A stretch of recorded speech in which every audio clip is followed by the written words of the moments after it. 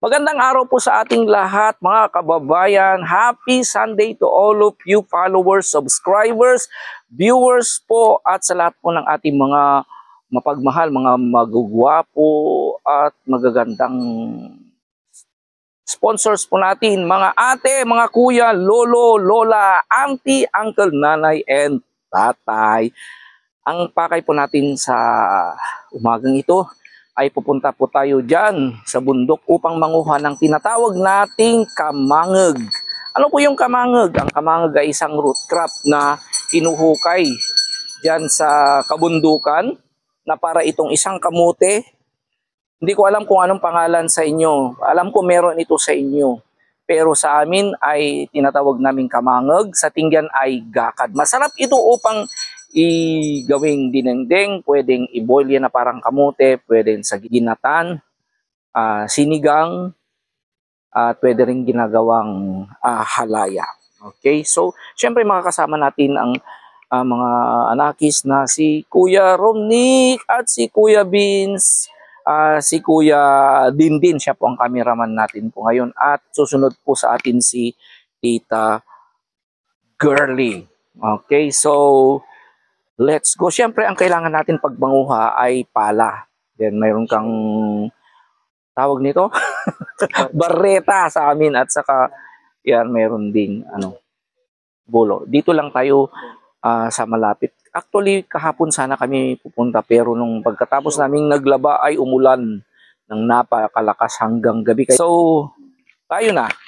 Okay, mga kasama. And of course, bago tayo pupunta, ay magpa-shoutout po tayo. Shoutout po kay Miss Jury Ganda ng Japan.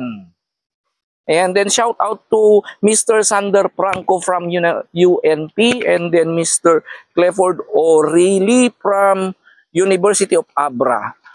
Okay? So tatanungin ko ang dalawang ito kasi silang nakakaalam kung paano ang manguha ng kamangeg. So ayan si Kuya Vince. Kasi sanay na manguha ang dalawang ito. Lalong-lalo na si Kuya Romnick. Kung napanood nyo yung unang video namin noon, ay kumukuha ng kamangeg si Kuya Romnick. Paano natin paano ang palatandaan ng kamangeg? Paano? Yung dahon po. Dahon. Alam nyo na. Okay, paano na pala pag pwede na may bunga? Okay, may makukuha ka sa dahon. Okay, yung ugat ba? Ugat. Okay. So, sa mga nangunguha na ng kamangeg, alam na nila, pagkakita pa lamang nila nung halaman. Fine yun, di ba?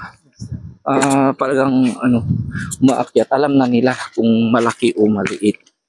Okay, so ayan po mga kababayan. Saan tayo pupunta? Saan? Kasi nung isang araw nakuha na namin yung nandito. Saan tayo? Siyempre, yan ang outfit. Naka-boots po tayo. Ito naman walang boots yung isa. Kasi maraming lamok doon eh. Insect at saka takot ako sa ahas. Pero ang mga to sanay na sila. Kasi si Kuya Romnick, nung nakilala ko ang batang ko ay nangunguha ng kamangeg. Nagtitinda siya sa school namin. Ganon din si Kuya Vince at si Kuya Dindin. Mga batang ito ay sanay na sila sa pagtitinda yan naglalakad sa mga kabahayan.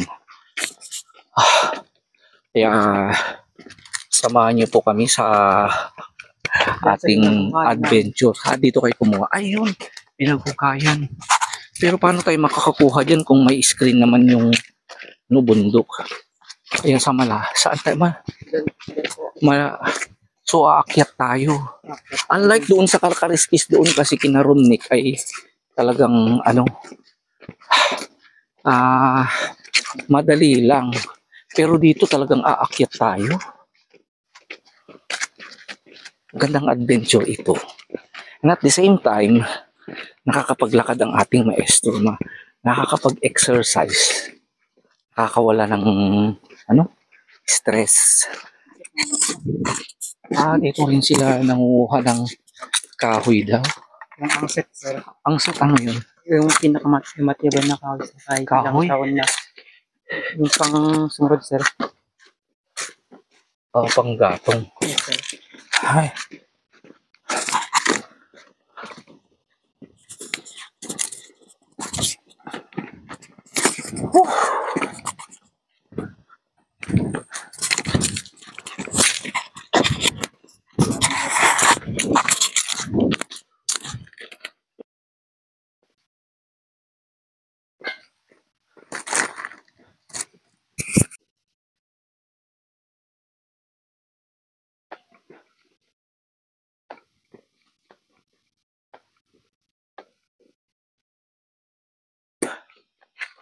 Din, no? Ako, utang. Yes, yun. Hindi ka tayo kapag naglalaan sa mga. Ay, ito.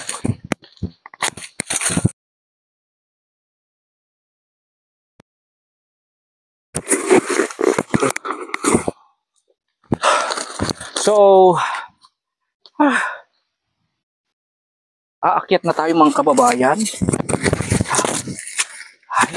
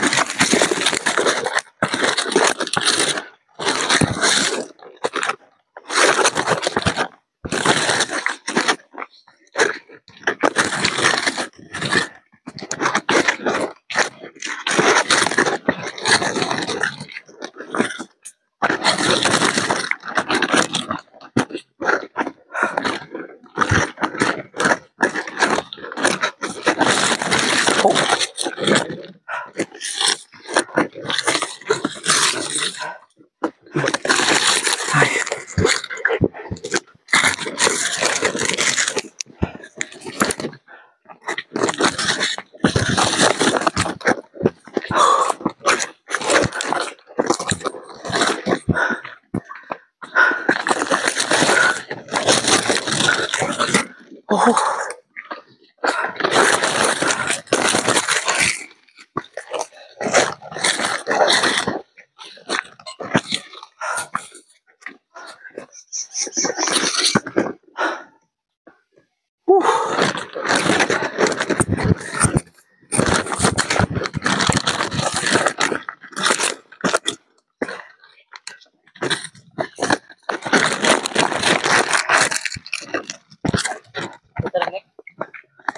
Ha?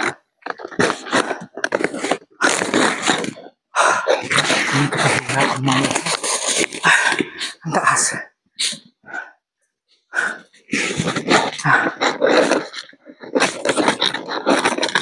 Ha? O meron daw doon, tingnan natin. Kasi si Romney, sanay na sanay siya dito. Uh.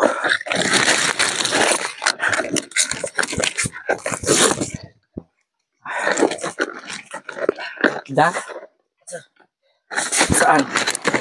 Patingin yung ano? Dahon? Dalawang Dalawa. po. Nasaan? Paano mo alam na ito ang kamangod? Nasaan yung dahon? Doon sa... Ipakipokus na. Ano doon? Yung parang puso?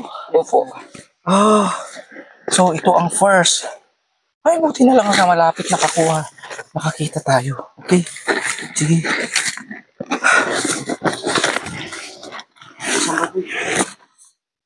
So, ang first na gagawin ay linisan muna yung surrounding.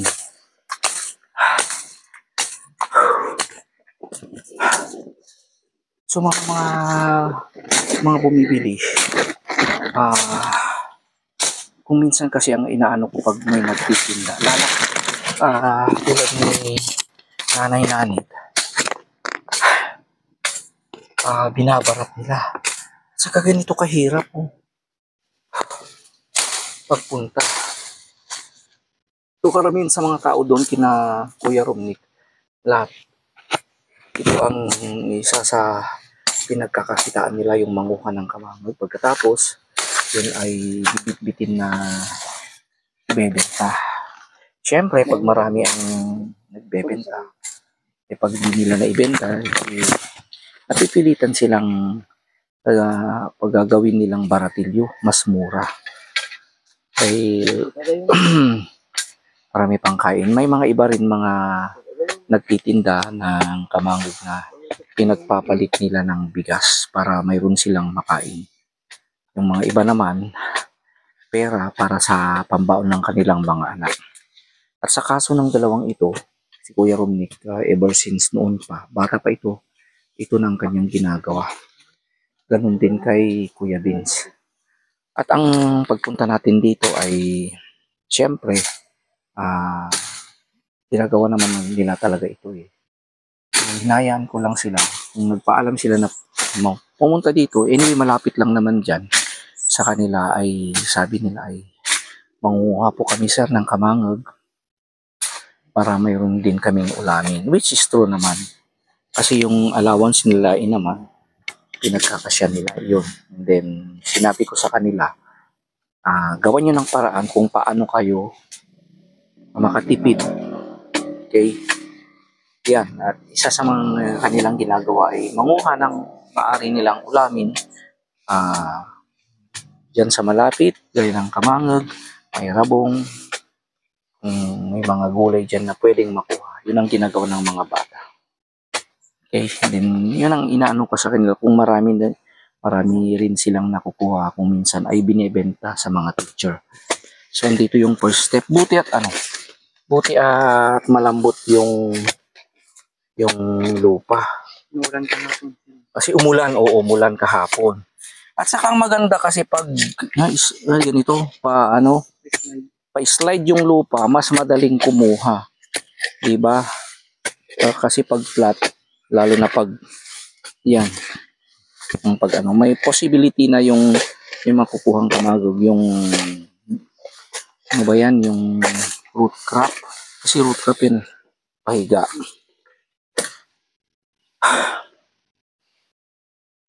Madaling hukayin.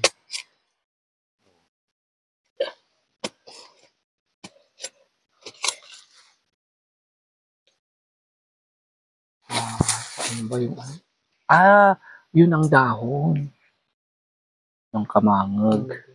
Parang puso. Kaya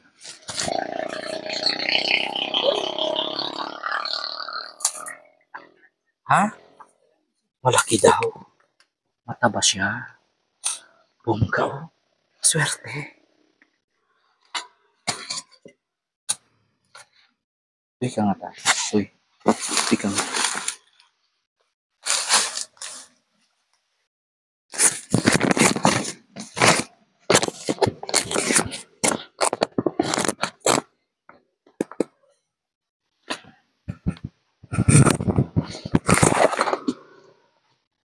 So habang hinuhukay ni Kuya Romnick, kumusta po kayo dyan? Magpapa-shoutout po tayo. Shoutout and kumusta po sa inyo? Kate Louise Master. Melba, hello. Cecilia Fama, M. Zion, Daisy Goda, Romalyn Paino, Isabelita de la Cruz, Annabel Sarajena, Felomina, Miriam de la Cruz from Nueva Ecija. Kumusta po dyan sa Nueva Ecija? Evelyn Dutaro, Uncle Nick Poister and Lara Poister po ng UK, Chloe Wolverine, Luz Dumandan, Marcy Juan, Sir Erwin, Daisy Goda, Melinda Porras, Albino Bautista, and then Mr. J, and then also to the Di Peña family ng Puso Robio, Pangasinan. Sana po ay nasa mabuti po kayong kalagayan. Okay? So, ayan. Okay.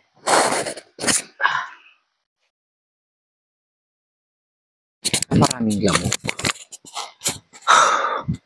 Buti nga't hindi masyadong mainit. Hindi masyadong mainit ngayon.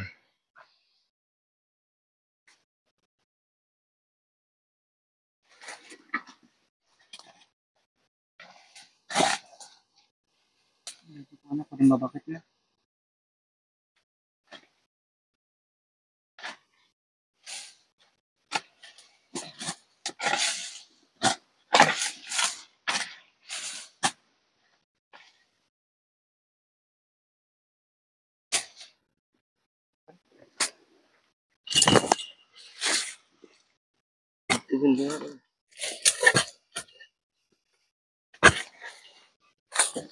Sir,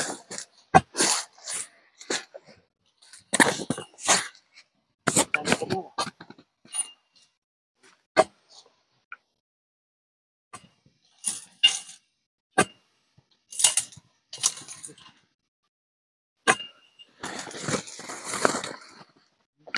Ganito kahirap mga kababayan ang pagkuha ng kamarog. So dapat pag kumuha ka ay maaga kang pupunta nang sa ganun ay di ka abutan ng init. Buti na lang talagang hindi mainit ngayon. Makulimlim ngayon eh. Saka yung lupa, dahil umulan kahapon, very smooth siya. Madali siyang hukayin.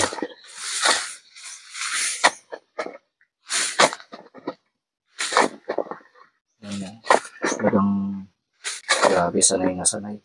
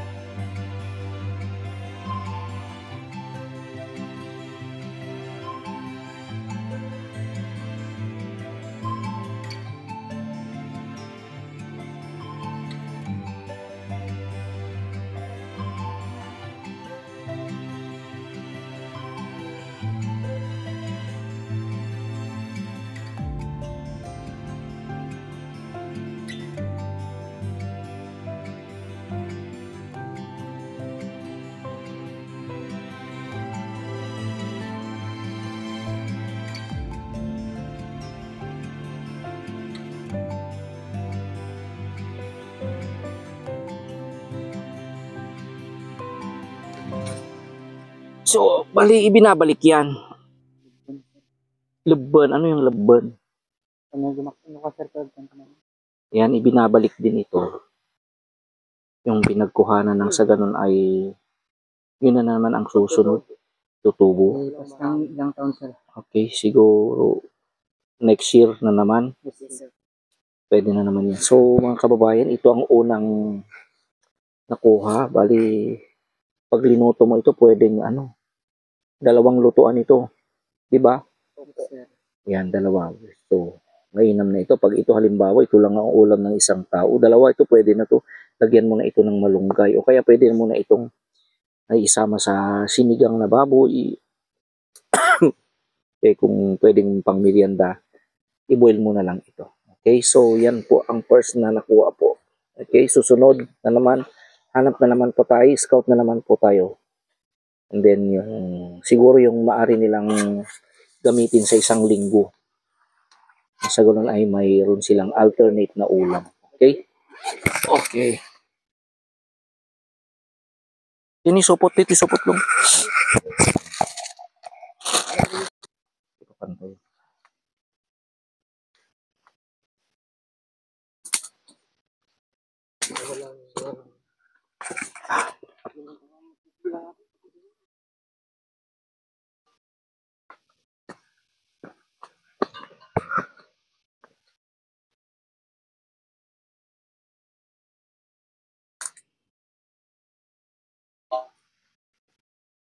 Ganun pala ang pagkuha nila.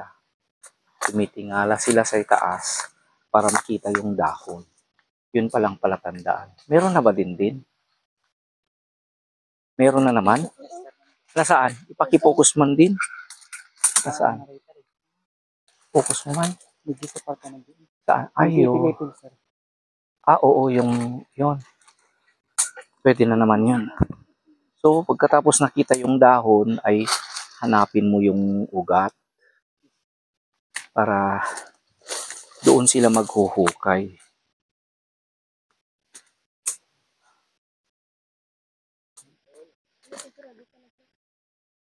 Ah, ay,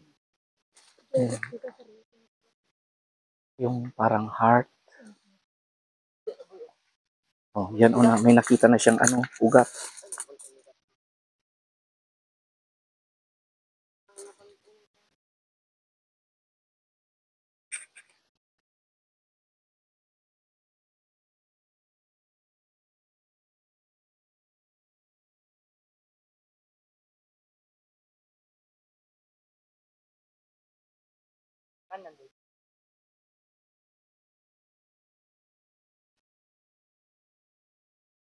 Parang hinahunt mo yung ugat, hinahanap. Ganun pala.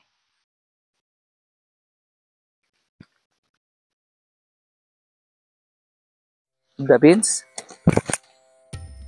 Sikap mo?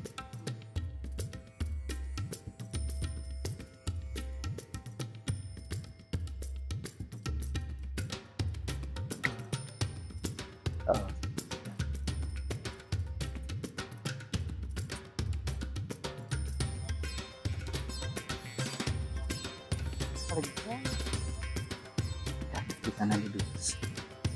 So, ganyan. Kayo po. Naku. Yung nga nakayo. Ay, nahukay na nila. Okay. Siguro punta tayo sa mas mataas. Siyempre dito sa bungad. Siguradong nakuha na nila ang mga nandito.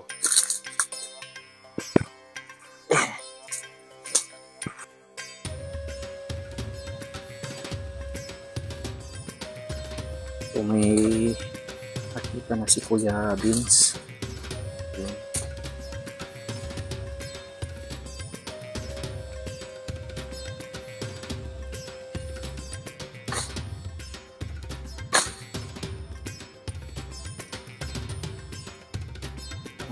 Okay.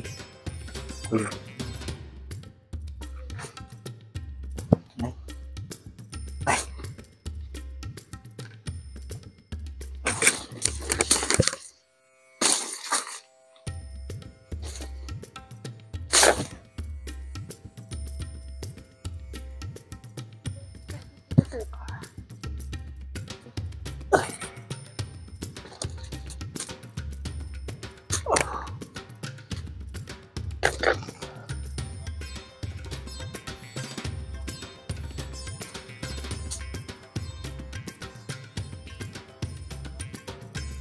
Din ulit.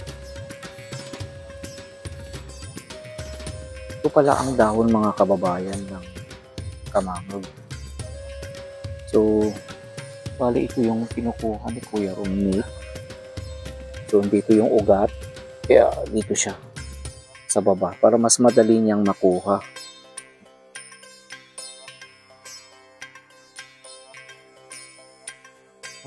Dun na.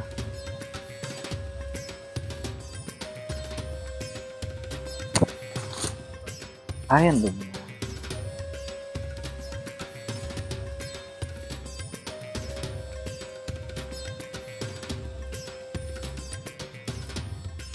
Sabi ko pa rin kasakam. So, ayan mga kababayan. Tumulong na rin si Kuya Dindin dahil alam din ni Kuya Dindin ang manguha ng kamangog. So, ang pagod na rin si Kuya Romney. Yan, talagang dapat kumukuha kaya nakaluhod ka.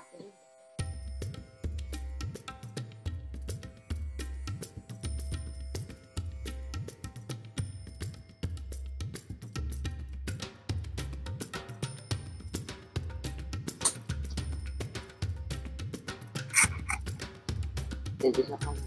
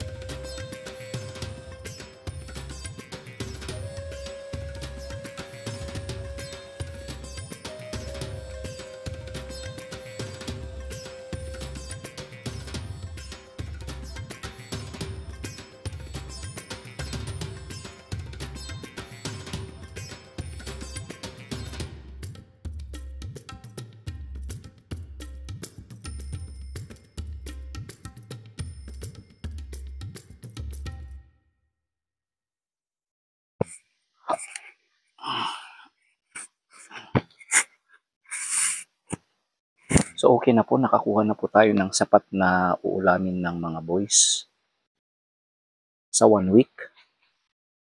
Punta na rin tayo mga kababayan. Siyempre, marami pang gagawin mga bata. Magluluto pa sila and then magpre-prepare pa sila sa mga ibang kakailanganin nila. Mag-rest sila para bukas na naman pasukan. So, ganito kahirap ang pagkuha ng kamangod. Pero at least malaking tulong po sa mga taong kumukuha para sa kanilang pang-araw-araw na pangangailangan. Tulad ng personal na uulamin para sa kanilang pamilya. Ay tulad ng mga batang tulad ni na Vince Romnick at si Kuya Dindin. So,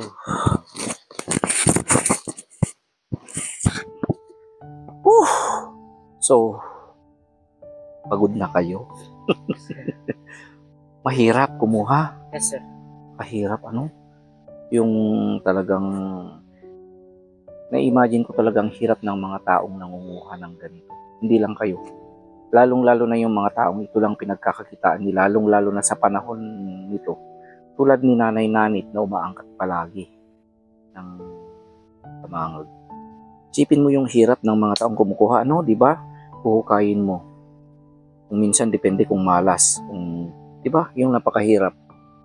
And then, yung nakayuko ka doon, nakaganon ka, di ba? Nakailangan mo ko, gagawin mo lahat para talagang para maabot mo yung yung pinakadulo. Para pag sinwerte ka, gaya ng kanina, di ba? Sinwerte ka. Yung kung matataba. Pero siguro dito na rin kasi marami na rin kumukuha kaya. Pero sa mga yan, kasi iyan, yung lubon na sinasabi nila, dapat pag nakuha mo na anong gagawin mo, di ba? Dapat ibalik mo. Pero sila Yung mga ibang nakita ko doon, parang hukay lang, parang wala lang silang pakialam. Para, para may tinatawag sanang sustainability. Dahil pag binalik mo pa rin iyon, kasi tutubo pa rin iyon. Yung mga iba walang disiplina, nakita namin kanina. Para dapat kasi, siguro ang ginawa nila, hinukay na nila, nakuha na, wala na. Deadma. Pero kayo binabalik ninyo. Okay? So, yan. So, very good ang ginagawa ninyo yan. So, ano ang lesson na gusto nyong ipahatid sa mga nanonood, lalong-lalo na sa mga kabataan? Mahirap ang ganitong buhay, pero mahirap ang ginagawa. Pero ito ay disenteng gawain. Mag-aral tayong mabuti. So sa lahat ng mga experience ninyo, alam kong sanay na sanay ka na kayo sa ganitong trabaho. Malaking tulong ang pagkakamangag sa'yo. Yes, sir. Okay. Mula noon, hindi pa ako naibigyo po. Nagtitinda pa. Okay, hanggang ngayon. Opo. Okay. So dahil itong nakatulong kay Romnick, kaya ko siya nakilala mga kababayan dahil sa pagkakamangag at sa kanyang mga pagtitinda. Makita niyo naman yung mga hindi pa nakapanood yung mga unang video namin, sumunod ako kung saan siya nagtinda na naglakad hanggang sa bayan. Ikaw din, Vince, So ano naman ang masasabi mo? Mahirap talaga, Sobrang hirap. Kaya habang nag-ukay kay, hindi mo alam kung sir, may laman o wala. Yes, sir. Oo, swertehan din. Swertehan din, sir.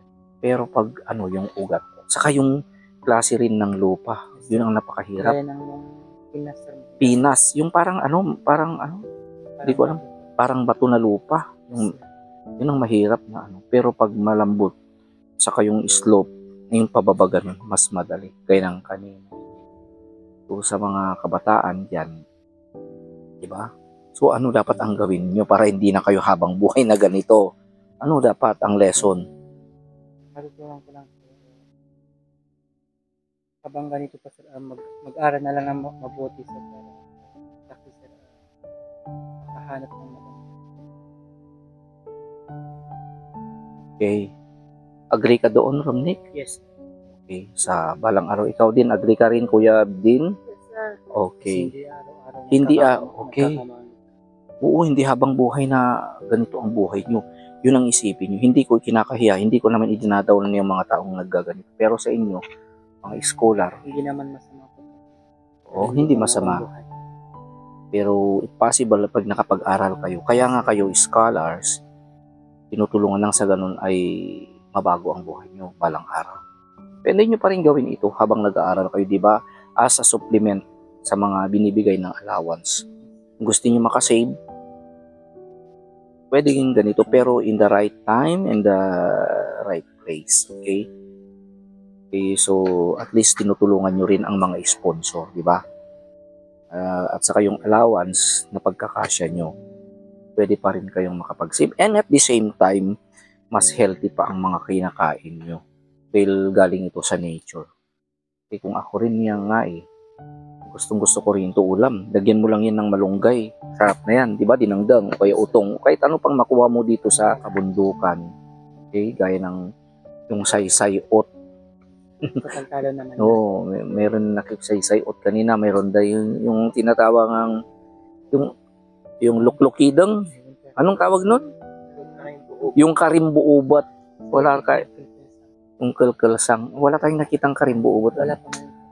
At saka yung mga tinatawag nating bagbagkong na nakukuha. Yung masarap na parang nakukuha rin dito. Okay. So, yan po mga kababayan. Thank you very much. So, aray ko, napagod din ako. Napagod din ako. Ito ang nakuha. Yan, O, yan. Diba, kasya ito lang 1 week, ano? Ang dami-dami na rin. Okay. Yung mga iba, ginagawa yan, humuhukay sila sa lupa para ma-preserve. Kasi iyan, pag ilinagay mo doon, titigas yan Mawala din yung lasa. mawawala yung lasa. Pero ang ginagawa nila, may humuhukay sila ng parang doon. Dinalagay doon. Tapos linagyan ng open na cover. Hindi mo linalagyan ng lupa. No? Para ma-preserve yung niya. Para magtagal. Para stay pa rin yung lasa sa Okay, yung lasa ay stay. Kasi habang tumatagal yan, lang doon, titigas yan. Okay, so ayan mga kababayan, ang napag-aralan natin sa araw nito at ang kakaiba na namang experience ng mga anakis kung paano nila tinutulungan ang kanilang iba't iba pang mga kailangan sa pang-araw-araw na pamumuhay. Kumbaga yung tinatawag na tawag mo dito yung diskarte, diba? And which is a healthy activity rin to na exercise din sila. And at the same time, imbes na magkukulong ka doon na nagse-cellphone kung ano-ano, dito na lang kikita ka pa. At kung mas marami pa ka pang oras, marami kang nakakuha ay pagkakakitaan mo yan. Ibebenta nyo yan. Huwag nyo nang ibenta para sayang, may ulamin kayo. Ulamin tayo. Yan, so magluluto tayo ng kamangag, magdadangdang po tayo, papakita namin kung paano ang dinangdang ng kamangag. Okay mga kababayan, sa susunod na naman na adventure, titingnan natin ang mga iba pang diskarte ng mga boys. Kahapon, paglalaba, ngayon pagkukuha ng kamangag. Ano naman ang susunod? Pagkuha ng lidag. Yung mga iba pang maaring kunin dito sa kabundukan. Okay? Uong, mga kabote, rabong, ganon. Okay, so maraming salamat po sa inyong pagsama sa amin dito sa kabundukan. Okay. Okay, dito pa rin kababayan. So, kaka-inspire po ang mga ginagawa ng mga bata. Kabataan dyan, advice po ng kuya ninyong maestro. Gawin nyo lahat ang mga oras nyo, maging kapaki-pakinabang. Hindi lang para sa inyong mga sarili, kundi na rin sa inyong mga pamilya. Kung ano maaari nyong gawin para makatulong din sa inyong pamilya, yun pong gawin. Okay?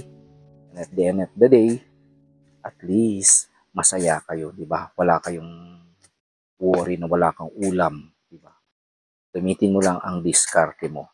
Use your time wisely. Okay? So, andito pa rin ang ating maestro at mga anakis. dito sa probinsya ng Abra, dito sa bundok. Nagsasabing, I love you today, tomorrow, and forever.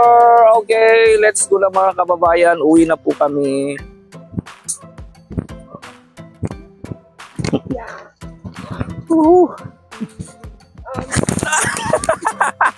Bongga pa rin! Bongga. Oh.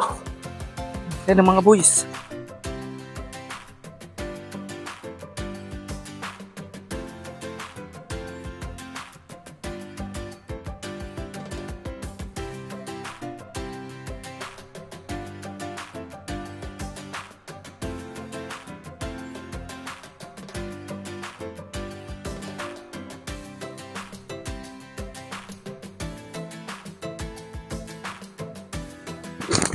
Ay! Diyos ko! Katakets!